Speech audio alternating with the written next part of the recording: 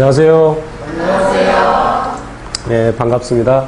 여러분을 공무원 합격의 길로 안내할 최정환입니다. 제가 10수년에 걸쳐서 이제 강의를 하면서 갈고 닦은 내공으로 여러분을 합격의 길로 안내하겠습니다. 그래서 제가 서치라이트를, 등대에 서치라이트를 비추면 그대로 따라오시면 됩니다. 간혹 정말 이상하게 시험에 안 나올 것만 공부하는 사람도 있어요. 진짜 있어. 오늘 비가 오는데 비 오면 밖에 나가서 우산 없이 걸으면 당연히 비를 맞죠. 그런데 비 안 맞는 사람이 있어. 무슨 말인지 아시겠어요? 제가 쭉 뿌려준다니까요. 시험에 나올 만한 것들을. 근데 기가 막히게 그걸 피해가는 사람이 있어. 그래서 제가 하라는 대로 하면, 그리고 충분히 소화한다면 여러분 충분히 하실 수 있습니다. 중간에 힘들 때도 있을 텐데 절대 포기하지 마시고, 힘드실 때는 제 카페에 들어와서 상담 글을 남기면 제가 성의를 다해서 이제 상담글, 답글을 남기겠습니다. 카페는 요 책 한 장 넘기면, 표지 한 장 넘기면 처음 왼쪽에 나와 있습니다. 그래서 카페에 가입하셔서 거기 공지글들 좀 읽어보시고, 가입 방법이랄지 이용 방법 읽어보시고, 거기에 나오는 대로 좀 따라서 가입해 주시고 이용을 해 주시기 바랍니다. 가끔 그 이용 규칙을 지키지 않고 이용하는 사람들이 있는데, 그런 경우에는 질문글에 대해서도 답이 안 나갈 수 있습니다. 자, 그리고 이제 한 장 넘기면 머릿말 집에 가서 읽어보시고요. 자, 또 한 장 넘기면 4페이지에 공무원 시험 안내는 그냥 이거 가볍게 읽어보시고, 그 다음에 9페이지로 가면 단원별 최근 기출 분석이 있습니다. 그래서 이제 서울시의 경우에 작년부터 문제 공개가 되었고, 다른 지역들은 아직도 공개가 안 되는 실정이죠. 그래서 기출 문제들은 수험생들이 시험에 가서 기억해온 것들, 또 때로는 제가 직접 시험장에 가서 시험 본 것들도 있어요. 그래서 수험생들이 복원을 한 경우에는 선택지가 좀 빠지는 경우가 있겠죠. 그런 경우에는 제가 출제자 입장에서 최대한 시험에 가깝게 선택지를 한번 만들어 봤습니다. 이제 그런 기출 문제들을 반영해서 교재를 썼고, 또 강의도 그렇게 할 것이고, 여기 들어있는 기출 문제들도 그렇게 돼 있고, 그 다음에 이 최근 분석은 제가 이제 이 공무원 시장에 들어온 게, 실은 제가 이제 학원 강의한 것은 어쩌면 여기 여러분 나이보다 더 많을지도 몰라요. 이제 여기 조금 어린 친구들 비하면, 제가 22살 때부터 강의를 했었죠. 학생 때부터. 그 다음에 이제 공무원 쪽에 입문한 건 2001년도인데, 그때부터 기출문제를 제가 복원된 건 다 갖고 있습니다. 그래서 이제 여기에는 최근 한 4, 5년간 기출문제 분석해 놓은 게 있고, 그 이전 거는 이제 카페에 가면 확인하실 수 있습니다. 물론 이제 복원에 근거했기 때문에 지금 이 교재는 그래도 복원이 잘 된 이제 서울을 비롯한 몇 개 지역만 집어넣고, 그다음에 이제 7급도 국가직 지방직에서 최근 거를 이제 분석을 해 놨습니다. 그래서 공부하실 때 그런 것들을 참고하셔서, 물론 처음 공부할 때는 그냥 제 수업을 쭉 따라하고, 이제 두 번째 여러분이 공부하실 때는 시험에 출제된 내용들이 무엇인지를 확인하면서 공부를 하는 것이 훨씬 효율적일 겁니다.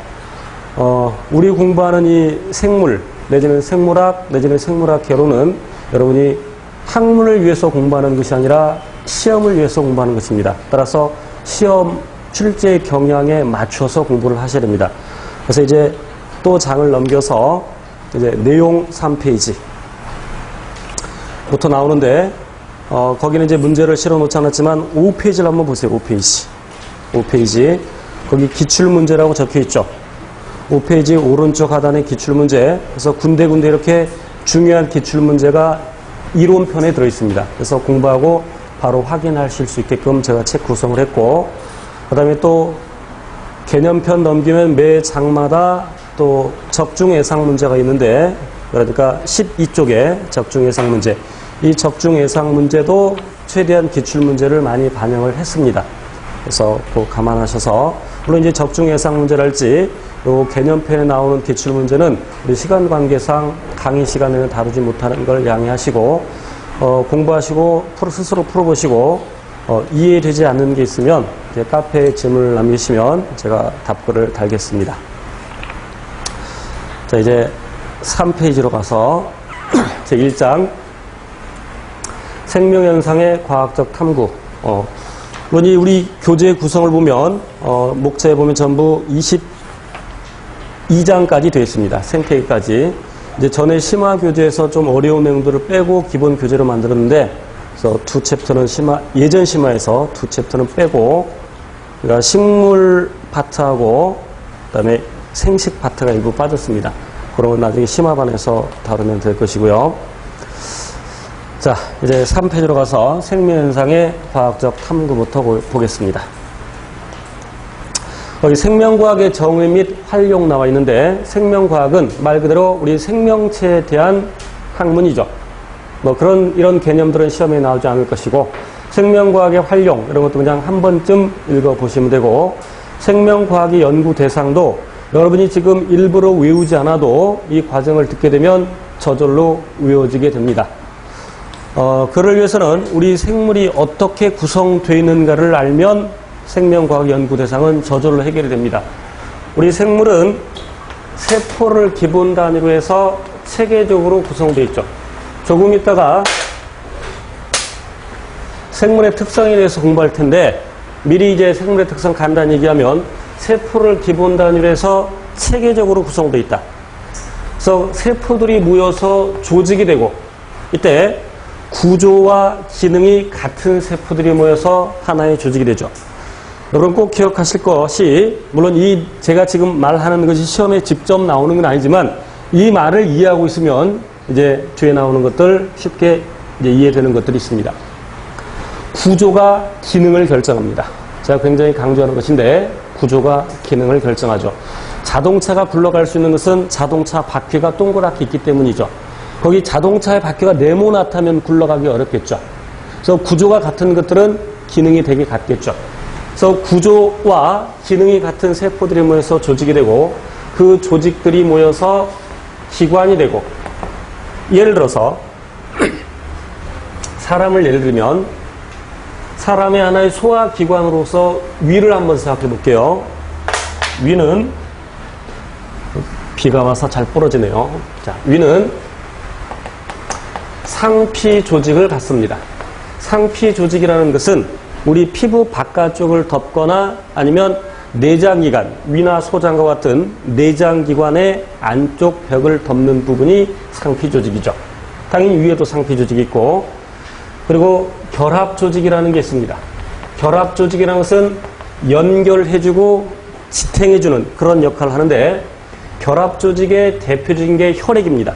그리고 뼈, 연골, 힘줄, 인대, 이런 것들이 결합 조직이 해당되는데, 위에도 혈액이 흘러가죠. 위에도 혈관이 퍼져 있고, 그 다음에 굶으면 속쓰림을 알 수 있는 것은 신경 조직이 있기 때문이죠. 그리고 위에서 소화를 시킬 수 있는 것은 근육이 있어서 근육 운동에 의한 것이죠. 이와 같이 서로 다른 조직들이 모여서 하나의 기관이 되고, 소화기관을 예를 들면 우리가 음식물을 섭취했을 때 음식물의 이동 경로를 한번 생각해 봅시다. 물론 여러분이 외우고 있어야 되는데, 입, 식도, 위, 소장, 대장, 항문, 이런 각각의 것들을 우리는 소화기관이라고 하고, 물론 거기다가 간, 쓸개, 이자, 이런 것들도 각각 소화기관에 해당되죠. 그럼 지금 말한 이런 소화기관들을 다 합한 것, 전부 합한 것을 소화기관계라고 하고요. 물론 그런 기관계는 식물에는 없는 단계, 동물에만 있는 단계, 물론 식물에는 조직계라는 게 있습니다. 이따 다시 한번 하겠습니다. 그리고 그러한 기관들이 모여서 개체가 되죠. 그리고 세포 더 아래로 쪼개보면 세포는 여러 가지 세포 소기관으로 구성되어 있습니다. 폐를 비롯해서 미토콘드리아, 그 다음에 소포체, 골지체 등과 같은 세포 소기관, 그 세포 소기관을 더 쪼개면 분자로 구성되어 있죠. 단백질, 무슨 DNA, 탄수화물, 지방, 이런 분자로, 그 분자를 더 쪼개면 원자가 되죠. 그런데 우리 생물학에서는 분자 수준부터 생명현상을 연구합니다. 그래서 분자 수준에서 생명현상을 연구하는 것을 분자생물학이라고 하고, 세포소기관 또는 세포 수준에서 세포학이라고 하고, 뭐 조직학 이런 식으로 나오겠죠. 그러면 이제 개체 이상의 수준을 보면 개체군이라는 것이 있는데, 군은 무리군자입니다. 일정한 지역에 예를 들어서 북한산이 있습니다. 그럼 북한산에 사는 다람쥐 집단, 같은 지역, 같은 시간에 같은 지역에 서식하는 생육하는 동종의 집단을, 같은 종의 집단을 개체군이라고 합니다. 개체무리. 개체라는 것은 하나의 생명체를 의미하고요. 자, 그다음에 그럼 북한산에는 다람쥐만 사는 것이 아니라 청설모, 다람쥐 비슷한 청설모라는 것도 있고, 뭐 뱀도 있고, 까치도 있고, 여러 가지 식물들, 세균, 곰팡이, 버섯, 뭐 이런 것들이 있겠죠. 그런 걸 다 통틀어서 군집이라고 합니다. 개체군의 집합. 그리고 북한산에는 그런 생물만 있는 것, 군집은 다 생물에 해당됩니다. 생물만 있는 것이 아니라 무생물들도 있죠. 거기는 바위, 토양, 물, 공기 이런 걸 다 포함해서, 그런 걸 생물과 무생물 다 포함해서 생태계라고 합니다. 그래서 이제 3페이지에 보시면 생명과학의 연구 대상이 생태계, 물론 이선 큰 개념부터 설명을 해놨습니다. 생태계, 군집, 개체군 쭉 읽어보시면 되겠고, 그래서 분자까지 나와 있죠. 자, 이제 생명과학의 탐구 방법 4페이지로 가서 생명과학의 탐구 방법. 생명과학의 탐구 방법은 꼭 생명과학에서만 적용하는 것이 아니라 다른 물리학이나 화학, 지구과학 등에서도 적용될 수 있습니다. 때로는 요즘은 인문과학 또는 사회학을 사회과학 이렇게 부르기도 하죠. 그렇다고 그게 과학은 아니죠. 방법론을, 과학에서 쓰는 방법론을 사용하기도 하기 때문에 인문과학, 사회과학 이렇게 얘기하기도 하는데, 그래서 생명과학의 탐구 방법을 보면 귀납적 탐구 방법과 연역적 탐구 방법이 있습니다. 귀납적 탐구 방법은 여러분들이 고등학교 국어 시간에 배웠던 귀납법과 유사합니다. 연역적 탐구 방법은 연역법과 유사합니다. 귀납법 결론이 먼저 나왔습니까? 나중에 나왔습니까? 결론이 나중에 나오죠. 귀납적인 방법은 개개의 사실로부터, 어떤 사실로부터 결론을 이끌어내가는 방법입니다. 시험에 나올 가능성은 적습니다만 시험에는 주로 연역적 탐구 방법이 나오는데, 그래도 비교하기 위해서 귀납적 탐구 방법을 설명드리는 것인데, 예를 들면 어떤 한 종류의 꽃이 있을 때, 어떤 꽃이 있을 때 그 꽃잎의 길이하고 그 속에 들어있는 꽃가루의 수 어떤 관계가 있는지를 알아보고자 합니다. 그럼 예를 들어서 5종의 꽃이 있다고 합시다. 그럼 그 5종의 꽃에서 꽃잎의 길이를 자로 재고 다, 그리고 꽃가루, 화분 꽃가루입니다. 꽃가루의 수를 세고서 그 둘의 관계, 어떤 관계가 있는지를 결론 내릴 수 있겠죠. 알아볼 수 있겠죠. 이렇게 개개의 사실들로부터 결론을 이끌어내가는 것이 귀납적 탐구 방법. 연역적 탐구 방법은 반대로 결론이 먼저 나오고 그 결론을 증명해가는 방법입니다. 자, 어떤 사실의 관찰로부터 시작되는데, 사실 관찰. 이 사실 관찰은 자연현상을 관찰하는 경우도 있고, 또는 책에서 뭔가를 읽는 것도 있고. 자, 이런 예를 듭시다. 길 가다가, 뭐 지금이 썩 적당한 시즌은 아니지만 초가을에 길을 가다가 꽃집 앞을 지나게 됐습니다. 그 꽃집 앞을 지나다가 친구랑 같이 가는데 국화꽃이 꽃봉오리인 상태로, 꽃이 아직 피지 않았습니다. 그래서 그것을 사서, 2개 사서 친구 하나 선물 주고 하나 집으로 가져왔죠. 일주일 정도 지났는데 내 거 꽃이 아직 안 폈습니다. 그 친구 집에 갔더니 친구 거 꽃이 피었습니다. 그럼 그러한 사실의 관찰로부터, 그런 고찰이라는 말을 쓰기도 합니다. 고찰. 그런 사실의 관찰로부터 여러분은 어떤 생각이 들겠습니까? 생물학은 생물 또는 생명과학 이렇게 얘기하는데 문과 과목이 아니라 이과 과목입니다. 그러니까 이과 마인드를 가지고 공부를 하셔야 돼요. 물론 이 중에 고등학교 때 문과였던 학생들도 있을 텐데 문과 한번 손 들어봐요. 들어봐. 제가 그걸 감안해서 강의를 하니까 이번에는 좀 적네요. 저번 텀에는 꽤 많던데 물론 이과였더라도 이과 마인드를 가지지 않고 문과 마인드로 공부를 하는 사람도 있었을 겁니다. 그래서 어려웠죠. 그래서 인생이 불행해질 수도 있었습니다. 이과 과목이니까 이과 마인드를 가지고 공부하셔야 돼요. 그래서 제가 잠깐 동안 이과 마인드를 물론 제가 전달하려고 하는 게 얼마나 전달될지는 모르겠으나 이과 마인드를 좀 오늘 길러드리려고 합니다. 자, 여러분이 그러한 사실을 관찰하였다면 여러분이라면 어떤 생각이 들겠습니까? 내 건 꽃이 안 피었는데 친구 건 꽃이 피어 있어. 그럼 그러한 사실을 보고 어떤 생각이 들겠어? 눈이 마주쳤어. 어떤 생각이 들겠어? 내 건 안 피었는데 친구 것만 꽃이 피었어. 무슨 생각이 들겠어? 꽃을 보고서 예쁘다 이런 생각을 할 수도 있겠죠. 그럼 문과죠 거의. 아니면 예체능이죠.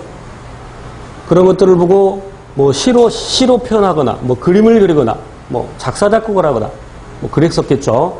하지만 이과들 물론 이과들도 그런 걸 보고서 아름답다 생각할 수 있지만 우리는 지금 탐구라는 걸 생각할 때 그럼 그러한 사실을 보고서 내 건 안 폈는데 친구 거는 왜 꽃이 폈지?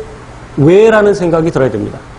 그 왜라는 생각을 드는 거를 문제인식이라고 합니다. 문제인식을 하지 않으면 탐구는 진행되지 않습니다. 그것을 보고 그냥 아름답다라고 생각하면 더 이상 탐구는 진행되지 않겠죠. 왜 그럴까? 라는 생각, 왜 문제인식. 그럼 그 왜 그럴까에 대한 나름대로의 답을 한번 생각해 보겠죠. 답을 한번 생각해 봅시다. 내 건 안 폈는데 친구 꽃이 폈대. 왜 그랬을까? 뭐 이유가 있었을 거 아닙니까? 그 이유를 하나 생각해 봅시다. 왜 그랬을까요? 자, 물, 수분량. 제가 설명하려고 했던 게 수분량인데 딱 아시고. 자, 그럼 수분량이 친구한테 물어봤어. 너 물 얼마큼 줬어? 그랬더니 이틀에 한 컵씩 줬대. 나는 안 줬는데. 그럼 그 수분량의 차이에 의해서 꽃이 피고 안 피고 했을 것이다. 그래서 수분량이 국화꽃의 개화에 영향을 주었을 것이다. 또는 줄 것이다. 뭐뭐일 것이다. 그것을 가설이라고 하죠. 그래서 가설을 세웁니다. 가설 설정. 그 가설을 세우고 그래서 친구한테 물어봤던 대로 이틀에 한 번씩 집으로 돌아와서 물을 줬습니다. 한 컵씩.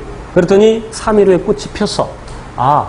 그럼 이제 그 방금 얘기한 것은 실험 단계가 되겠죠. 그것을 탐구라고 합니다.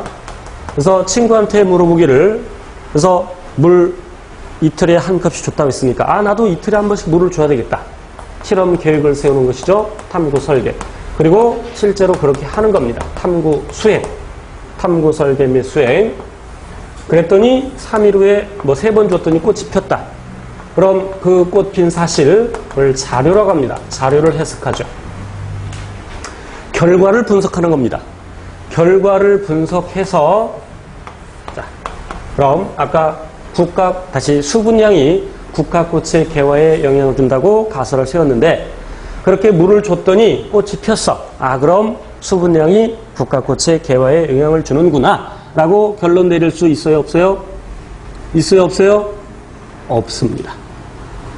끄덕끄덕한 사람은 아마도 문과였을 것이고 맞아요? 자, 그러니까 과학이 어려웠던 거예요. 자, 다른 예를 들게요. 어떤 사람이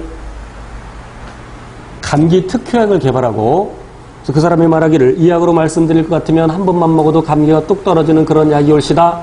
사람들이 안 믿어주겠죠. 임상실험을 해야죠. 그래서 100명의 감기 환자에게 그 사람이 만든 약을 먹여봤습니다. 그랬더니 95명이 나왔습니다. 그럼 그 약이 감기에 특효가 있다고 결론 내릴 수 있어요? 없어요? 아직 모르죠. 감기약 먹고 나은 건지 다른 거 몰래 집에 가서 처먹었는지 어떻게 알아? 알 수가 없죠. 또 약이라는 것은 이런 효과가 이게 뭐 시험에 나오는 단어는 아니겠지만 플래시보 대학 때 들어보셨죠? 가짜 약이라는 뜻이죠. 그래서 플래시보 이펙트 위약 효과 가짜약 그런 가짜약 효과가 있을 수도 있죠. 여러분이 공무원 시험에 합격하고 물론 여러분 힘으로 공부했겠지만 그래도 그동안 보살펴주신 낳아주시고 길러주신 엄마에게 감사의 마음을 전하기 위해서 이제 한턱 쏠라 그래. 그래서 건강보조식품을 하나 사드리려고 합니다. 그런데 돈이 얼마 안 남았어. 우리 초봉 얼마 안 된 거 아시죠? 하지만 차곡차곡 쌓이면 많아집니다. 그래서 집에 돌아오는데 길거리에서 약장수가 약을 5만 원에 팔아요. 그래서 그 약을 사서 엄마한테 갖다 드리면서 엄마 이거 앞에서 팔길래 5만 원 주고 샀어요. 효과 좋대요. 그럼 엄마가 조금은 삐질 수가 있어. 물론 감사하게 생각하는 경우도 있지만 그럴 때는 살짝 거짓말을 해도 괜찮습니다. 이거 중국에서 1년에 100개밖에 안 나오는 약인데 출장 가는 친구한테 부탁해서 200만 원 주고 샀어요. 그럼 엄마가 뭐라 그러겠어? 뭐라 그러겠어? 이 미친놈? 절대 그러지 않습니다. 설령 그렇게 말할지라도 속으로는 뭐라 그러시겠어? 아이고 좋아라. 뭘 이런 걸 다 그게 고맙습니다. 이런 뜻이죠. 자, 그런 경우에는 효과가 더 잘 나타날 수도 있습니다. 수도 있어. 그래서 그런 효과들까지도 배제해야 되죠. 그래서 그 사람이 만든 약과 모양과 무게, 크기, 색깔 다 똑같지만 약 성분만 제거된 걸 한번 먹여봅니다. 물론 그 사람들이 먹을 때는 그게 진짜 약인지 가짜 약인지 모르고 먹는 겁니다. 다 진짜 약 먹는다고 생각하고 먹는 겁니다. 가짜 약을 먹었더니 그 중에 93명이 나왔습니다. 여러분 통계 처리하지 않아도 굳이 2%밖에 안 되는데 뭐 죽을 병도 아니고 그냥 감기 좀 버티면 되겠지. 망했죠. 이 정도 물론 통계 처리를 더 해봐야 되겠지만 자 그래서 가짜약을 넣어주는 가짜약을 먹여보는 경우는 이 경우에 왜 그러냐면 과연 이게 효과가 있는지 없는지 비교하기 위해서 그런 거죠. 그래서 진짜 약 주는 것을 이 경우에 실험군 또는 실험구라고 하고 가짜약 주는 경우를 대조군 또는 대조구라고 하는데 왜 대조군을 설정하느냐? 무엇하기 위해서? 실험군과 비교하기 위해서 어떤 교재는 대조군을 설정하는 이유가 실험상의 오류를 줄이고 뭐 이것저것 말 나오는데 한마디로 말하면 비교하기 위해서 대조군을 설정한다. 기억해 두시고 자 그러면 이제 다시 돌아와서 그럼 이 경우에 아까 물을 한 컵씩 이틀 간격으로 줘서 물이 꽃이 피었어도 결론으로 받아들일 수 없다. 왜? 무엇이었기 때문에? 대조군이었기 때문에. 대조군 좀 더 해야 되겠다. 개미는 자기 집을 나갈 때 어떤 화학물질을 떨어뜨리고 먹이를 물고 돌아올 때는 그 화학물질을 감지해서 되돌아온다라는 가설을 세웠습니다. 그럼 어떤 실험을 해야 되겠어요? 개미를 돌아오지 못하게 하려면 이걸 화학물질을 닦아버리면 되겠죠. 그랬더니 20마리의 개미 중에서 2마리밖에 돌아오지 못했다. 아, 화학물질이 없으니까 못 돌아오는구나. 그러니까 처음 세운 가설, 개미는 화학물질을 감지해서 집으로 돌아온다를 결론으로 받아들일 수 있어 없어요? 있어요 없어요? 뭐가 빠졌어? 대조군이 빠졌죠. 그래서 그럼 어떤 대조군이 필요할까? 대조군은 일반적으로 그냥 내버려 둔 겁니다. 일반적으로. 그럼 화학물질 닦지 않은 것이 있겠죠. 내버려 둔 거. 그래서 그런 경우에 20마리 중에서 예를 들어 18마리가 돌아왔다. 이렇게 대조군을 설정해야 그 가설에 그리고 탐구 수행한 결과를 결론으로 받아들일지 어쩔지 결정할 수 있습니다. 대조군을 설정하지 않은 실험은 결론을 정할 수가 없습니다. 또 다른 예를 들게요. 빛이 있어야 광합성을 한다. 빛이 있어야 광합성을 한다. 라는 가설을 세웠습니다. 그럼 똑같은 종류의 식물을 두 무리로 나누고 한 무리는 빛을 비춰주고 한 무리는 빛을 비추지 않고 하나는 빛을 비춰주고 하나는 빛을 안 비춰줬어. 어떤 게 대조군일까요? 빛을 비춰준 거, 안 비춰준 거. 어느 거? 어느 것이겠어요? 대답을 안 하네. 대답을 잘해야 합격합니다. 진짜입니다. 대답을 잘해야 합격해요. 빛을 비춰준 게 대조군일까? 빛을 비춰주지 않은 게 대조군일까? 잘 모르겠으면 제가 크게 말하는 게 답입니다. 아니면 또박또박 말하는 게. 어느 게 대조군일까요? 빛을 열심히 안 들었죠. 빛을 비춰준 게 대조군일까? 빛을 비춰주지 않은 게 대조군일까? 여러분 생각에는 빛을 비춰주지 않은 게 대조군 같지만 빛을 비춰준 게 대조군입니다. 왜 그럴까? 왜 빛을 준 게 대조군일까? 아까 대조군은 일반적으로 어떻게 한다고 그랬어? 내분다 그랬죠. 자연 상태에서 식물은 빛이 있는 곳에서 살아, 없는 곳에서 살아? 빛이 있는 곳에서 살죠. 그러니까 빛을 비춰준 게 대조군이고 빛을 제거한 게 실험군이 되겠죠. 이해돼요? 좀 헷갈려? 자연 상태로 내버려 둔 게 대조군입니다. 그럼 니코틴이 담배 연기에 들어있는 니코틴이 생쥐의 건강에 미치는 영향을 알아보고자 한다. 니코틴이 생쥐의 건강에 영향을 줄 것이다. 그럼 쥐를 두 무리로 나누어서 니코틴을 준 거 안 준 거 있을 텐데 그럼 니코틴을 줄 때 쥐야 담배 펴라 이렇게 할 수 없겠지. 그러니까 니코틴을 쥐의 생리식염수에 넣어서 주사해 줍니다. 그럼 이와 같이 한 것이 실험군이겠어? 대조군이겠어? 실험군이겠죠.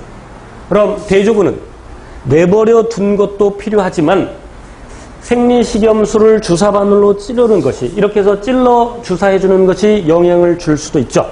그래서 니코틴 빼고 그냥 생리식염수만 주사해 준 대조군도 필요하겠죠. 그럼 이 경우는 왜 니코틴을 준 게 실험군이야? 담배 피는 쥐 봤어? 못 봤어? 없죠? 일반적으로 그냥 내버려 둔 게, 평상시대로 내버려 둔 게 대조군이라는 얘기야. 담배 피는 쥐가 없으니까 니코틴 준 게 실험군이죠. 자연 상태에서는 식물이 빛이 있는 곳에서 사니까 빛을 준 게 실험군이고 안 준 게 대조군이죠.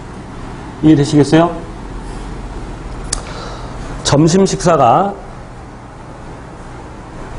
공무원 수험생의 건강에 미치는 영향을 알아보기 위해서 여기 100명의 남학생 수험생은 밥을 주고 점심을 주고 100명의 여학생 수험생은 점심밥을 굶겼어. 어느 게 대조군? 어느 게 대조군? 보통 점심 먹어 안 먹어? 먹죠. 그러니까 그런 경우에는 점심을 준 게 대조군, 안 준 게 실험군. 물론 여기 약간의 논란의 여지가 있을 수 있습니다만, 자, 다른 예를 또 하나 들어볼게. 마그네슘이 식물 생장에 미치는 영향을 알아보고자 한다. 그래서 두 개의 시험관을 준비하고 수경 재배를 할 겁니다. 메밀 한번 재배해 봅시다.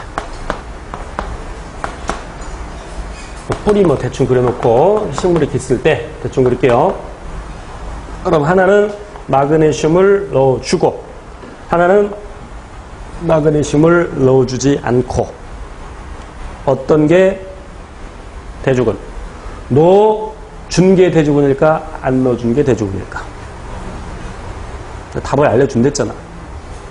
넣어준 게 대조군일까? 안 넣어준 게 대조군일까? 여러분 생각에는 마그네슘 넣어준 게 실험군 같지만 이게 대조군이죠. 왜냐하면 일반적으로 자연 상태에서 식물은 마그네슘이 있는 곳에서 삽니다. 그러니까 기본적인 배경 지식이 있어야 되죠. 식물 성장에 필요한 9가지 원소, 다량 원소가 촌스프, 카, 마 암기합니다. 식물 성장에 필요한 9가지 다량 원소. 물론 이런 거 나올 가능성 적습니다만 예전에 이런 것도 나왔어요. 촌스프, 카, 마. 저 중학교 때는 철이 다량 원소에 포함되어 있었으나 지금은 미량 원소. 그래서 9가지 다량 원소. 촌스프, 카, 마, 폐. 하지만 철은 가량 원소가 지금은 아니다. 자, 마그네슘이 있는 곳에서 식물이 섭니다. 그래서 예전에 이미 크롭이라는 사람이 식물 성장에 필요한 원소를 조사해서 이미 크롭액이라는 것을 만들어 놨죠. 그래서 여기다가 크롭액을 넣어주는 겁니다. 크롭액을 마그네슘이 있는 채로. 그럼 여기는 크롭액에서 마그네슘만 크롭액을 만들 때 마그네슘 빼고 만드는 거죠. 이해돼? 마그네슘 빼고. 그러니까 요게 실험군. 넣어준 게 대조군. 이해돼요? 단. 자, 숫자는 제가 임의로 그냥 줄게요. 그런데 마그네슘을 넣어주는데 여기 넣어주는 것은 이미 조사된 대로 크롭액에 있는 그만큼 넣어주는 거야. 그게 그냥 1이라고 합시다. 단위 생략하고. 그럼 1만큼 넣어준 것도 있고 어느 것은 1.1만큼 넣어준 것도 있고 어떤 것은 1.2만큼 어떤 건 0.9만큼 어떤 건 0.8만큼 어떤 건 안 넣어준 것도 있고 뭐 더 넣어준 것도 있고. 그럼 이런 경우에 어떤 게 대조군일까? 이런 경우에 역시 그만큼 넣어준 게 대조군이고 그보다 더 많이 넣어준 것, 더 적게 넣어준 것 또는 안 넣어준 것도 실험군이 되겠죠. 이해돼? 넣어줬다고 다 대조군 되는 것이 아니라 그만큼 넣어준 게 대조군이라는 얘기야. 구분하시겠어요?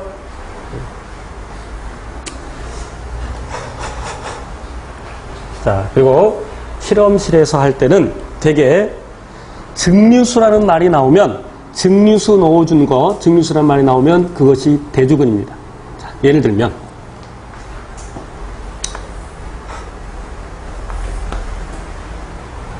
침에 있는 효소 아밀레이스가 녹말을 분해한다라는 것을 증명하고자 할 때, 자, 여기다 녹말액을 같은 양 넣어줘야 되겠죠. 같은 양 넣어주고, 여기다가 침을 예를 들어서, 녹말액 예를 들어서 10ml라고 합시다. 그럼 똑같이 10ml 넣어주고, 그럼 이 경우에, 침을 2ml 넣어줬다. 그리고 여기는 안 넣어줬다.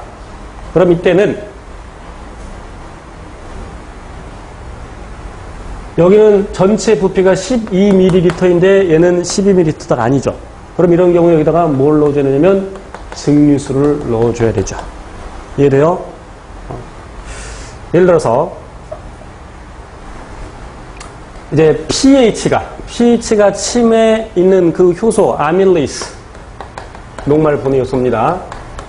아밀레이스에 미치는 영향을 알아보고자 할 때는 pH를 다르게 해줘야 되는데, 그래서 똑같이 녹말액 10ml씩 넣고, 그럼 하나는 산성 조건으로 만들어주고 하나는 염기성 조건으로 만들어주기 위해서 여기다가는 염산을 조금 집어넣고, 예를 들어서 묽은 염산을 2ml 넣었다고 칩시다.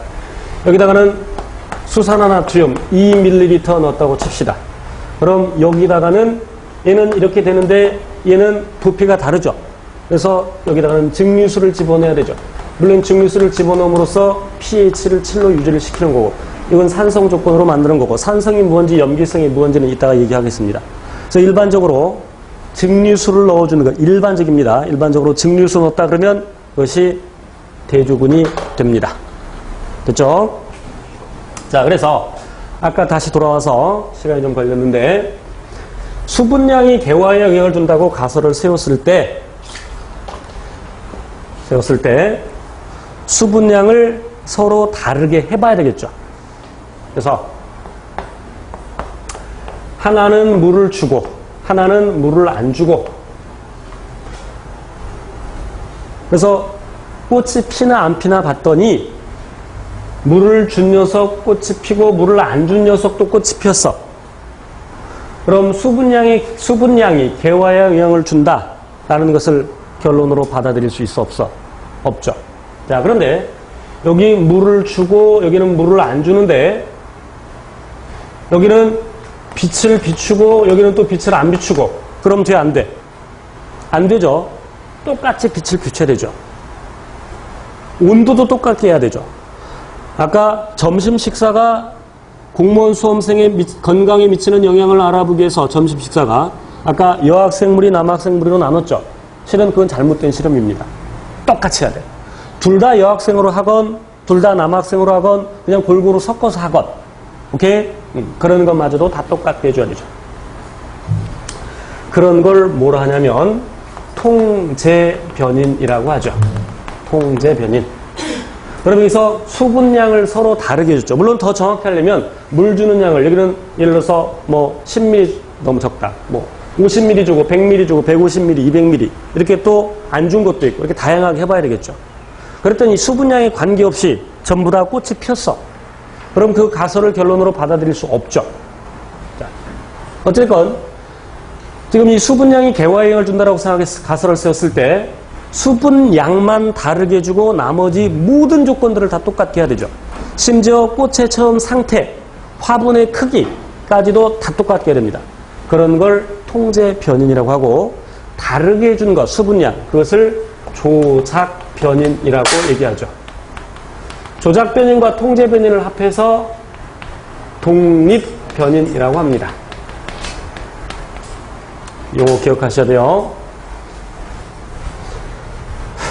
왜 이름이 조작 변인이냐? 실험자 의도대로 바꿔줄 수 있죠. 조작할 수 있죠. 내 마음대로 수분량을 조절할 수 있어. 그러니까 조작 변인이고 나머지 조건으로 모두 다 똑같게 해줘야 되죠. 그러면 여기서 꽃이 피네 안 피네는 내가 결정짓는 게 아니죠. 요거에 따라 달라지겠죠. 그래서 그것을 뭐라 하냐면 종속 변인이라고 이야기합니다. 그러니까 아까 수분량이 국화꽃의 개화에 영향을 줄 것이다 라고 가설을 세웠을 때 수분량이 조작 변인에 해당이 되고 개화 여부 종속 변인이 되고 그럼 수분량을 제한 나머지 모든 조건들 CO2 농도, 온도, 그 다음에 빛의 색이, 일조량, 화분의 크기, 꽃의 처음 상태 이런 거 다 통틀어서 통제 변인이라고 얘기하죠. 그러면 수분량이 개화영향을 줄 것이다. 그러니까 가설이라는 것은 조작 변인과 종속 변인으로 나타내어질 수 있죠. 이해되죠? 자, 어쨌건 수분량을 다르게 했는데 모두 다 꽃이 폈다. 그러면 우리가 세운 가설이 잘못되었죠. 그럼 자료를 해석해서 결론을 이끌어내 가는데 우리 가설이 틀렸단 말이에요. 그럼 가설이 틀렸으면 어떻게 해야 되겠어? 가설이 틀렸으면 어떻게 되겠어? 집에서 안 보인대. 어쩔 수 없어. 알았어. 오른쪽에 쓸게요. 이제 결론을 이끌어내야 되는데 우리 가설이 틀렸어. 어떻게 해야 돼? 그럼 다시 세워야 되죠. 요 과정에서 가설이 틀렸으면 가설을 수정하거나 또는 다시 설정을 해야 되죠. 그래서 일조량, 빛을 쪼이는 시간, 일조량이 국화꽃의 개화에 영향을 줄 것이다. 가설을 세우고 일조량을 서로 다르게 해서 물론 다양하게 하면 할수록 좋겠지만 하나는 10시간 빛을 비추고 하나는 14시간 빛을 비추는데 10시간 빛을 비추는 것은 강하게 비추고 14시간 비춘 것은 약하게 비추고 그랬더니 10시간 비춘 건 꽃이 피었고 14시간 비춘 것은 꽃이 피지 않았다 라고 할 때 일조량이 개화에 영향을 준다고 결론 내릴 수 있어 없어? 실험 자체가 잘못됐죠. 어디가 잘못됐어? 요게 잘못됐죠. 이거 통제 변인이죠. 일조량, 빛을 쪼는 시간만 조작 변이고 나머지 모든 조건들을 통제 변인 똑같게 해야 되죠. 그래서 이렇게 빛을 약하게 비추었어. 돼요? 돼, 안 돼? 제가 온도 통제해 볼게. 영하 50도. 얼어 죽겠다. 실험 자체가 성립이 안 되는 거죠. 그러니까 통제변이라고 해서 자기 마음대로 일정하게 하는 것이 아니라 그 식물을 재료로 했을 때는 식물을 대상으로 했을 때는 그 식물이 살 수 있을 정도로 적당하게 그리고 일반적으로 국화꽃은 일조량이 빛의 세기가 약한 곳에 사는 것이 아니라 빛의 세기가 강한 곳에 살죠. 그러니까 실은 빛을 강하게 비추어 줘야 되는 겁니다. 이해됐죠? 그랬더니 10시간 빛을 비춘 건 꽃이 피었고 14시간 빛을 비춘 건 꽃이 피지 않았다. 물론 여기서 나머지 모든 조건들 아까 언급한 것처럼 CO2 농도, 그 다음에 온도, 빛의 색이 이런 건 모두 다 똑같이 한 겁니다. 그랬더니 이런 결과를 보였다. 일조량이 국화꽃에 영향을 준다라고 결론을 내리고 그럼 국화꽃은 그런데 그럼 국화꽃이 아닌 다른 예를 들어 장미 또는 뭐 배춧가 식물들 이런 것들은 다른 과 식물들은 어떻게 되느냐 또 각각 실험을 해봐야 되겠죠. 그래서 여러 가지 식물에 적용을 해서 뭐 결론 도출 및 일반화라고도 하고 그 다음 일반화 뭐 이렇게 하기도 하죠. 자, 그래서 일반화 시킨다는 얘기는 아까 그 가설이 설이 되거나 이론이 되거나 법칙이 되는 것이요. 물론 생물학에는 법칙이 그리 많지는 않죠. 되게 설 이론이 많죠. 왜냐하면 생물은 살아있는 것이라서 예외가 꽤 많습니다. 되게 생물학에는 법칙이 그리 많지는 않습니다. 물론 이제 우리가 공부하면서 몇 가지 법칙은 공부하게 될 겁니다. 그래서 우리 지금 연역적 탐구 방법을 배웠는데 결론이 먼저 나오고 그 결론을 증명해 가는 과정 그것이 연역적 탐구 방법인데 그럼 아까 결론이 먼저 나온다고 그랬는데 그럼 이 가설이 결론에 해당되는 거죠. 그런데 이름에서 알 수 있듯이 가설, 가짜설 맞는지 틀리는지 모르는 소위 잠정적 이 가설이라는 것은 잠정적 결론이라는 것이겠죠. 결론이 먼저 나오고 맞는지 틀리는지를 증명해가는 과정이 탐구 과정이라는 얘기입니다. 그래서 이 순서를 반드시 암기하시고 시험에는 대조군 찾는 거 물어볼 수도 있고 어느 게 대조군이고 어느 게 실험군인지 찾는 거 물어볼 수도 있고 그 다음에 실험 과정을 주고 결론이 무엇인지 또는 가설이 무엇인지 물어볼 수 있어. 그럼 가설이 무엇인지를 물어봤다면 실험에서 무엇을 달리해 줬는지를 보면 알겠죠. 예를 들어서 빛의 세기를 달리해 줬어. 왜 달리해 줬겠어? 빛의 세기가 어쩌고저쩌고 영향을 준다니까. 그죠? 일조량을 다르게 했어. 실험에서. 그럼 왜 그러겠어? 가설에 일조량이 나오겠죠. 그래서 그렇게 가설을 잡으면 되고 그리고 때에 따라서는 이 탐구 과정을 순서 없이 뒤죽박죽 나열을 해놓고 바르게 된 것을 바른 순서로 된 것을 골라라 라는 문제가 나오긴 하는데 그런 경우에는 여러분의 논리력이라면 그냥 이 문을 쭉쭉쭉 읽고 써진 거 쭉쭉 읽고 순서 바르게 잡을 수 있어요. 충분히 시간이 주어진다면. 이것은 우리 예전에 여러분 수능 준비할 때 국어 시험이나 아니면 외국어 영어 시험에 순서 막 뒤죽박죽 해놓고 옳게 된 것 또는 어떤 다른 거 하나 딱 넣어놓고 이 중에 어디에 들어가야 되느냐 그런 거 나왔죠. 그렇게 하면 됩니다. 그렇지만 시간을 절약해야 됩니다. 우리 시험은 1분에 한 문제 마킹까지 해야 돼요. 이름 쓰는 것부터 해서 1분에 한 문제 정도.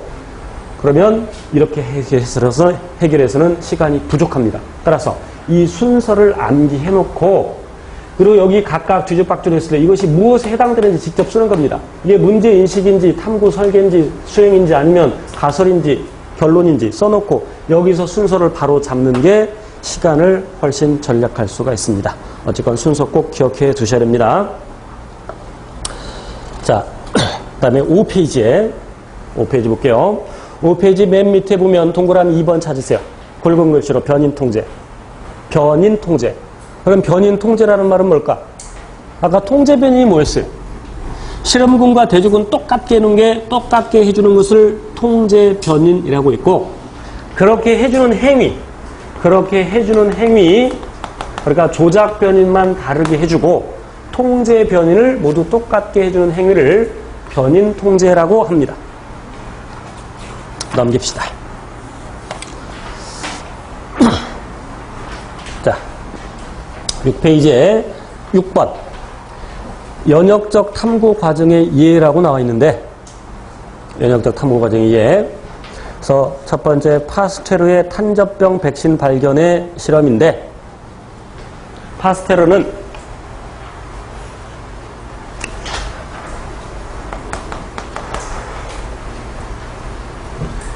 양을 25마리씩 나누어서 하나는 백신을 주고 그러니까 탄저균을 가열해서 약화시킨 다음에 멸균한 다음에 주고 하나는 안 줬습니다. 그리고 나서 탄저균을 주사해 줬죠. 둘 다 똑같이. 그랬더니 둘 다 탄저균 주사. 그랬더니 요 녀석들은 양이 전부 살았고 이 경우에는 양이 전부 죽었습니다. 자, 이런 실험이 바로 백신이 그럼 지금 탄저균이 탄저병의 원인이 되는데 그것을 주기 전에 백신 한번 넣어봤어. 그럼 이건 예방 효과를 알아보기 위한 거야? 치료 효과를 알아보기 위한 거야? 당연히 예방 효과를 알아보기 위한 것이죠. 그래서 탄저 백신이 탄저병에 효과가 있다, 예방 효과가 있다라는 가설을 세우고 이런 실험을 했겠죠.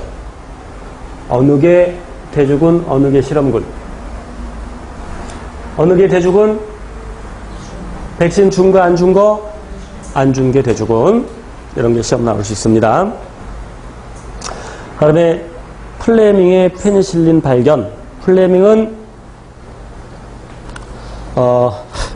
세균을 배양하다가 배양 접시에서 세균을 배양했어.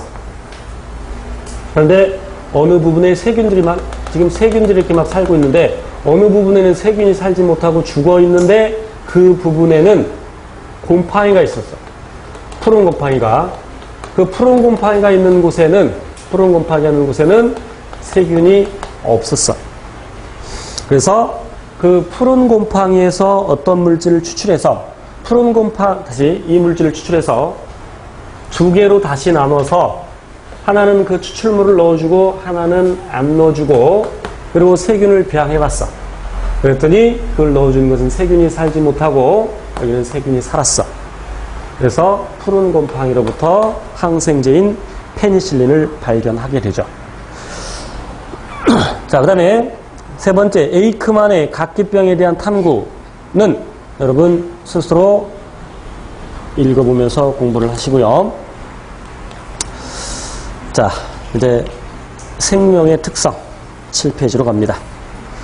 우리 지금 생명과학의 탐구 방법 두 가지를 공부했습니다. 균합적 탐구 방법하고 연역적 탐구 방법 배웠는데 그 차이가 뭐였어요? 균합적 탐구 방법은 결론이 나중에 나오고 연역적 탐구 방법은 결론이 먼저 나오고 그걸 증명해야죠. 또 연역적 탐구 방법에는 가설이 나왔지만 균합적 탐구 방법에는 가설이 있었어요? 없었어요? 가설이 없습니다. 또 중요한 내용이에요. 그래서 선구학자들이 이전의 생물학자들이 이 두 가지 방법론을 써서 물론 생물학에서는 주로 연역적 탐구 방법이 쓰이는데 그렇지만 때에 따라서는 균합적 탐구 방법이 쓰이기도 합니다. 예를 들어서 진화를 연구할 때 화석을 가지고서 진화를 연구할 때 연역적 탐구 방법을 쓸 수 있겠어 없겠어? 우리가 실험한다라고 하는 것은 조작해주고 아까 쭉 얘기했던 그것이 실험하는 겁니다. 연역적 탐구 방법에 다시 균합적 탐구 방법에서 아까 꽃잎의 길이하고 꽃가루의 수의 관계를 알아보자 할 때 그걸 실험한다라고 표현하는 것은 잘못된 겁니다. 그냥 조사하고 측정하는 겁니다. 조사, 측정. 자로 재고, 꽃잎의 길이를 자로 재고, 꽃가루가 몇 개인지 눈으로 세고, 그런 건 실험이 아닙니다. 그래서 이와 같이 생물학에서는 주로 연역적 탐구 방법을 쓰지만 화석을 가지고서 진화를 연구할 때는 실험할 수가 없어. 그것은 화석, 개개의 사실들로부터 결론을 이끌어내가는 균합적 탐구 방법이 되겠죠. 어찌됐건 그런 여러 생물학자들이 균합적 탐구 방법 그리고 연역적 탐구 방법을 써서 생물이 무엇인지 생명현상이 무엇인지 그 생명의 특성을 규정 지어 놓은 것을 우리가 이제 7페이지에서 배울 겁니다. 모든 생물은 예외 없이 세포로 구성되어 있습니다. 아까 언급한 것처럼. 일단 제목만 한번 쭉 보고 갈게요. 물론 여러분 아까 서두에 언급을 했어야 되는데 좀 얘기를 했어야 되는데 오늘은 첫날이라서 제가 비교적 좀 천천히 가는 편이지만 좀 빨라요? 저는 평상시에 비해서 좀 천천히 한다고 생각하고 했는데 그래서 교재를 오늘 받으신 분도 있어서 예습을 못 해왔겠지만 다음 시간부터는 예습을 해 오셔야 됩니다. 예습을 해 오시되 여기 내가 이걸 읽어서 이걸 내가 이번에 다 알아버려야지 그럴 거면 그냥 혼자 공부하시면 되죠.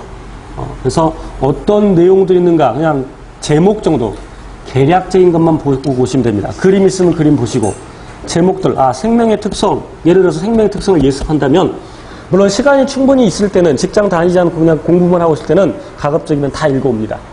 이때 그냥 가벼운 마음으로 소설책 읽듯이 가벼운 이런 내용들을 배우는구나 그 정도. 정시간이 없으면 생물의 특성 세포로 구성되어 있네. 물질 대사라는 걸 하네. 그럼 물질 대사가 무엇이 좀 궁금하지 않겠어요? 물질 대사라는 단어를 보고 물질 대사 뭐지? 그럼 한번 읽어보는 겁니다. 생명체 내에서 물질 합성하고 분해하는 일련의 화학 반응을 물질 대사 하는구나. 그냥 그 정도. 그냥 읽어보는 겁니다. 그걸 꼭 기억해 올 필요는 없습니다. 그래서 또 8페이지 보면 자극에 대한 반응과 항상성 유지, 발생과 생장, 생식과 유전, 적응과 진화. 이것이 생물의 특성 6가지로 정리해 놓은 겁니다. 자, 칠판에서 설명드리겠습니다. 페이지는 7페이지를 펴놓으시고. 아까 개체라는 말을 썼는데, 개체. 영어의 individual을 번역한 겁니다. individual. 개인 또는 개체라고 번역을 하죠. 한 생명체로 의미합니다. 한 생명체를 사람 한 사람, 사람 한 사람 또는 가로수로 심어지는 은행나무 한 그루 한 그루, 벚나무 한 그루 한 그루 또는 문 손잡이에 있는 세균 하나를 다 각각 개체라고 합니다. 하나의 생명체. 우리 지금 생물의 특성 또는 생명현상의 특성을 공부하는데 모든 생물은 죽지 않으려는 현상을 나타냅니다. 죽지 않는다는 얘기는 그 개체를 유지한다는 얘기죠. 개체 유지 현상. 죽지 않으려는 현상, 개체 유지 현상. 그렇지만 지구상에 있는 어떠한 생명체도 죽지 않을 수는 없어. 영원히 살 수 있는 건 없습니다. 모두 다 죽죠. 그래서 새끼를 만들죠. 그래서 대신 세상을 살아가게 하죠. 그게 종족유지 현상이죠. 그럼 개체유지 현상과 종족유지 현상이 무엇이느냐? 구별을 해야 되는데 개체유지 현상, 모든 생물 아까 언급한 것처럼 예외 없이 세포로 구성되어 있습니다. 세포를 기본 단위로 해서 체계적으로 구성되어 있죠.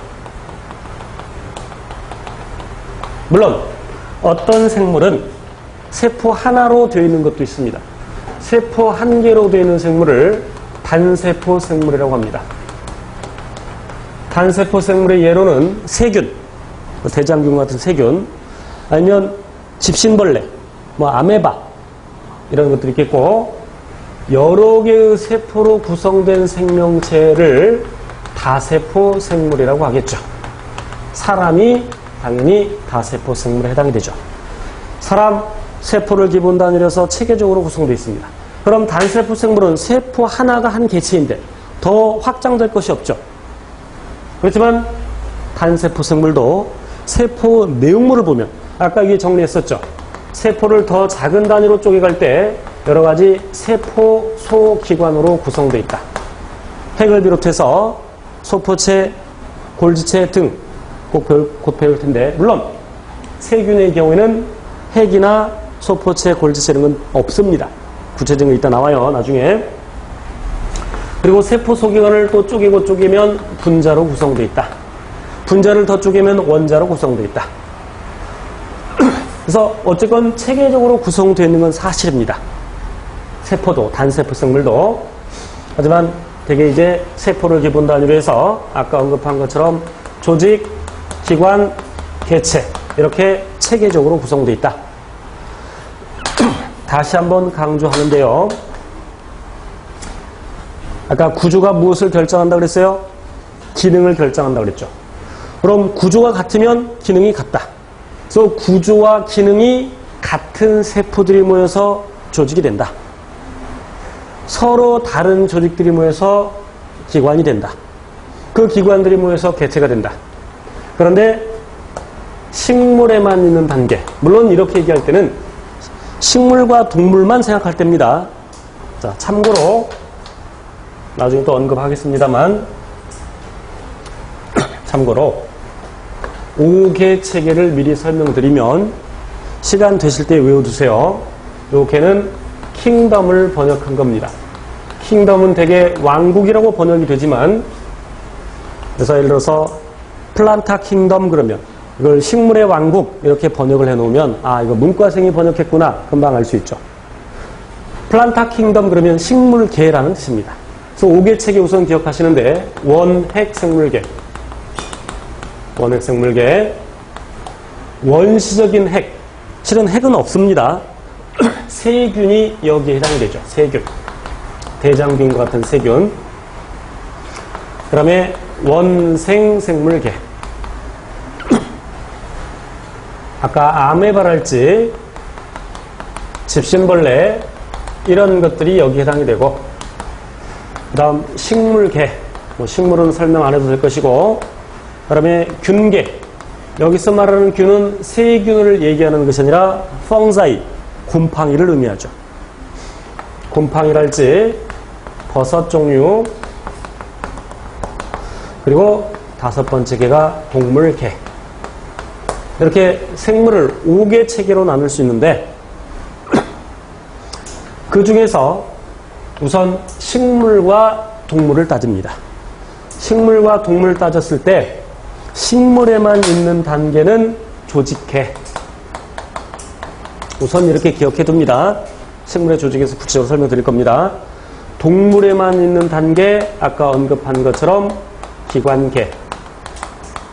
이렇게 이와 같이 생물은 체계적으로 구성되어 있다. 그럼 체계적으로 구성되어 있으면 다 생물이냐?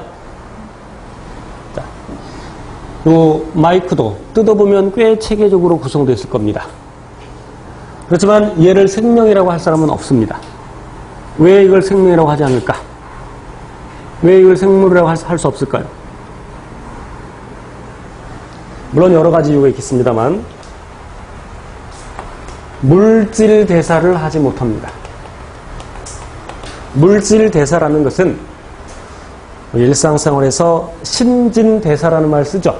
그 신진대사에 해당되는 겁니다. 세포 내, 생체에 살아있는 세포 내에서 일어나는 모든 화학 반응을 통틀어서 물질 대사라고 합니다. 체 내에서 일어나는 일련의 화학 반응을 물질 대사라고 하는데, 물질 대사는 동화작용과 이화작용이 있습니다. 이름에서 알 수 있듯이 동화작용은 동화, 같을 동, 될 화. 이화작용의 이는 다를 이, 될 화. 동화작용은 쉽게 말하면 합성입니다. 이화작용은 쉽게 말하면 분해입니다. 예를 들어서 엿당이 소화 과정에서 두 분자의 포도당이 됩니다. 같은 게 되었네. 그러니까 동화 그러면 안 돼. 동화는 합성, 이화는 분해. 이건 분해니까 이화작용에 해당이 되죠. 그래서 동화작용의 대표적인 게 뭐가 있냐면 광합성이 있습니다. 동화작용의 대표적인 것이 광합성이 있고, 이화작용의 대표적인 것이 호흡이 있는데, 여기서 말하는 호흡은 숨쉬기를 얘기하는 게 아닙니다. 제가 지금 초등학생 데리고 강의하는 게 아니죠. 그러면 산소를 들여마시고 이산화탄소를 내뱉는 것도 아닙니다. 여기서 말하는 호흡, 진정한 의미 호흡은 더 구체적으로 세포호흡이라고 하는데, 생명체 내에서 필요한, 생명활동에 필요한 에너지, ATP를 만드는 과정을 호흡 또는 세포호흡이라고 합니다. 자, 광합성의 전체 반응식을 여기다 적어 보겠습니다. 자, 여기다 적을게요. 오른쪽에다가. 물론 외우고 있어야 돼요. 이제 광합성은 이산화탄소와 물을 재료로 해서 앞에 계수까지 완벽하게 외우셔야 됩니다. 이산화탄소와 물을 재료로 해서 포도당을 만드는 과정인데, 포도당은 C6H12O6 외우셔야 돼요. 그리고 부산물로서 물 6개, 그리고 산소 6개가 나옵니다. 왜 이름이 광합성이냐면, 광은 빛광자죠. 빛 에너지를 흡수하기 때문에 광합성이라고 하는데, 그래서 빛 에너지를 흡수한다. 그래서 광합성입니다. 그래서 동화작용은 이와 같이 에너지를 흡수하는 흡열 반응입니다. 흡열 반응. 자, 이산화탄소, 물, 포도당, 누가 제일 복잡하게 생겼어요? 포도당이 제일 복잡하게 생겼죠? 우리 분자량이라는 거 아직 배우지 않았지만, 분자량 나중에 설명드릴 겁니다만, 이산화탄소의 분자량이 44이고 물의 분자량이 18이고 포도당 분자량 180. 복잡해졌죠. 이런 걸 굳이 따지지 않더라도 이산화탄소, 물, 포당이 제일 복잡해졌네. 합성된 거죠. 합성. 그래서 반응이 오른쪽이라면 광합성, 동화작용, 에너지를 흡수하는 흡열 반응. 반응이 왼쪽으로 일어나게 되면, 왼쪽으로 일어난다는 것은 포도당이 체내에서 분해되는 걸 의미합니다. 분해. 이산화탄소와 물로 분해되죠. 그래서 반응이 왼쪽으로 일어나면 세포, 그런 호흡이라고 얘기하죠. 그런 과정에서 에너지가 나오죠. 에너지가 나오는데 어떤 형태로 나오냐면 아까 ATP 그리고 열 형태로 나오죠. 이와 같이 에너지를 방출합니다. 그래서 이 화작용은 에너지를 방출하는 발열 반응이고, 이처럼 물질 대사는 에너지의 출입을 동반하죠. 그래서 에너지 대사라고도 합니다. 됐죠? 자, 세포호흡은 쉽게 말하면 포도당을 우리 몸 안에서 태우는 겁니다. 우리 몸 안에서 태우는 것인데, 그럼 포도당을 공기 중에서 태울 때는, 자, 이 세포호흡의 경우에는 36.5도씨면 충분히 잘 일어납니다. 그런데 포도당을 공기 중에 태울 때는 36.5도씨는 택도 없죠. 400도씨 이상으로 온도를 높여야 됩니다. 포도당을 공기 중에서 태울 때는, 연소시킬 때는 400도씨 이상으로 온도를 높여야 되는데, 우리 몸에서 태울 때는, 세포호흡에 쓸 때는 36.5도씨, 낮은 온도에서도 충분히 잘 일어나죠. 그럼 물질 대사가 낮은 온도에서도 쉽게 일어날 수 있는 것은 그 무엇인가가 물질 대사를 도와주기 때문이죠. 그 녀석이 누구냐면 효소라는 녀석입니다. 효소. 물질 대사는 무엇에 의해서 일어난다? 효소에 의해다 쓸게요. 밑에 안 보인다 그러니까. 물질 대사는 효소에 의해서 일어나는데, 효소의 주성분은 단백질. 주로 단백질. 단백질 그러면 세 가지에 민감하다는 걸 기억하셔야 됩니다. 민감하다는 얘기는, 자, 열을 수치화한 게 온도죠. 고온에서 단백질의 구조가 달라질 수 있습니다. 아까 구조가 무엇을 결정한다고 그래서? 기능을 결정한다고 그랬죠. 그럼 고온에서 단백질의 구조가 달라지면 단백질의 기능이 달라지죠. 효소가 쉽게 말하면 병신되는 거야. 기능을 하지 못하죠. 그러니까 어린아이들 체온이 막 38도, 40도께 올라가면 엄마들이 야단법석이죠. 응급실에 가거나 아니면 뭐 여러저러 방법을, 해열제를 먹이거나 이런저런 방법을 써서 체온을 떨어뜨리려고 하죠. 또 pH도 단백질의 구조를 변화시킬 수 있는데, pH는 수소 이온의 농도를 나타내는 값이죠. 좀 이따 설명할게요. 그다음에 염의 농도.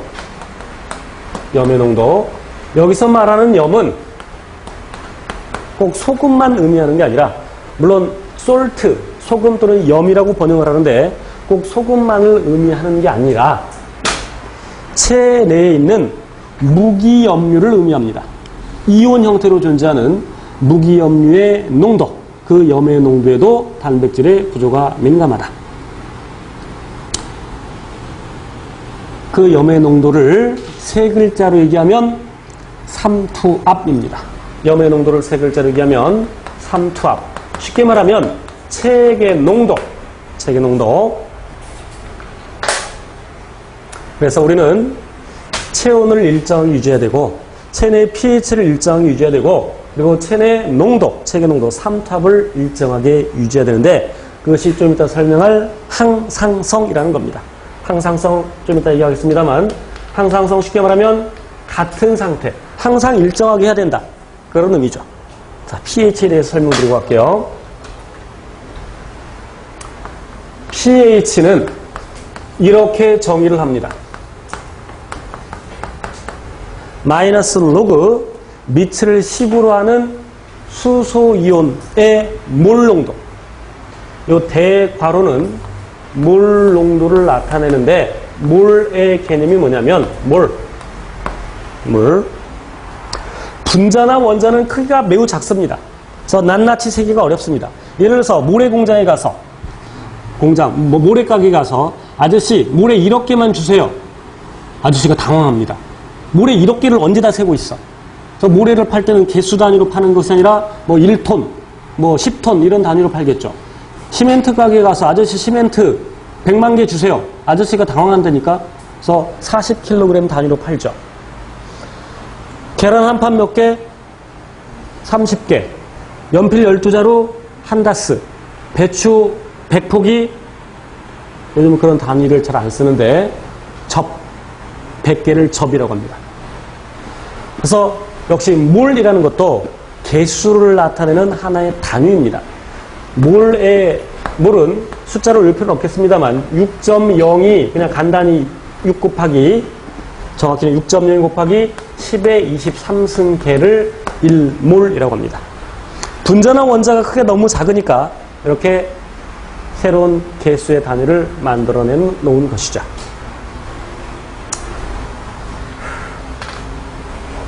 자, 그래서 몰 농도는 뭐냐? 물 1리터에 1몰로가 있으면 그것이 1몰 농도이죠. 여기까지 이해되죠? 자, 그래서 이제 수소이온의 농도가 10의 마이너스 1승 몰 농도일 때, 몰 농도를 의미합니다. 그럼 저 pH의 정의에 집어넣으면, 계산식에 집어넣으면 10의 마이너스 1승이니까 또 마이너스 1 곱해지고 로그 10 사라지죠. 고1 때 배웠습니다. 그래서 pH가 1 됩니다. 10의 마이너스 2승몰일 때는 마이너스 로그 밑을 10으로 하는 10의 마이너스 2승.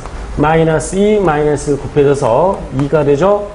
그래서 이 녀석이 pH 2가 되는 겁니다. 이제 계산을 하지 않아도 10의 마이너스 3승몰일 때는 수소이온의 농도가 얼마겠어요? pH 3이겠죠. 여기 pH 쓸 때 P 소문자로 H 대문자로 써야 됩니다. 카페에 질문하실 때 가끔 이렇게 쓰는 사람들이 있어요. 무식하다는 소리 듣습니다. 그래서 이건 약속이기 때문에 이런 약속들을 지켜서 질문글을 올려야지. 제가 좀 까칠해요. 다만 규칙만 잘 지키면 굉장히 친절합니다. 또 DNA를 막 이렇게 쓰는 사람들이 있어. 별로 좋아하지 않습니다. 이 약속이야. DNA는 이렇게 대문자로 쓰는 겁니다. 자, 어쨌건 자, 그럼 10의 마이너스 4승몰 있을 때는 pH 얼마겠어요? 4겠죠. 이제 계산하지 않아도 되죠. 그럼 pH 1 차이는 다시 지금 수소이온의 농도 이렇게 내려가면 지금 이 아래쪽으로 갈수록 수소이온의 농도가 높아지는 거야, 낮아지는 거야? 수소이온의 농도는 10분의 1, 100분의 1, 1000분의 1, 만분이니까 낮아지는 것이고, 그럼 그렇게 될 때 pH는 높아지죠. 그러니까 수소이온의 농도와 pH는 반대라는 걸 알 수 있죠. 왜? 마이너스 값이 붙어있기 때문입니다. 됐죠? 여기까지? 그럼 pH가 1 높다라는 말은, 1 높다라는 얘기는 수소이온의 농도가 높다는 얘기야, 낮다는 얘기야? 낮다는 얘기죠. 몇 배? 10분의 1. 다시 pH가 1 낮다는 얘기는 10배 농도 높다는 얘기죠. 얘는 1000분의 1, 100분의 1이니까. 그럼 pH 2 차이 나면, pH가 2 차이 나. pH 4, 2 비교할 때 pH 2가 농도 더 높죠? 수의 농도. 몇 배 높아? 100배 높죠. 여기 10배, 여기 10배. 10배, 10배 곱하니까 100배. 그럼 pH가 3 차이 난다. 그럼 몇 배? 1000배. 이런 것도 시험에 나온 적이 있습니다. 자, 그래서 제가 지금 첫 시간에 이렇게 조금 까다로운 걸 설명드리는 것은 뒤에 이해하는 데 다 도움이 되니까 미리 설명드리는 겁니다. 그래서 pH가 7일 때 우리 뭐라고 그래요? 중성이라고 하죠. pH가 7보다 작을 때 산성이라고 하고, pH가 7보다 클 때를 염기성이라고 얘기를 하죠.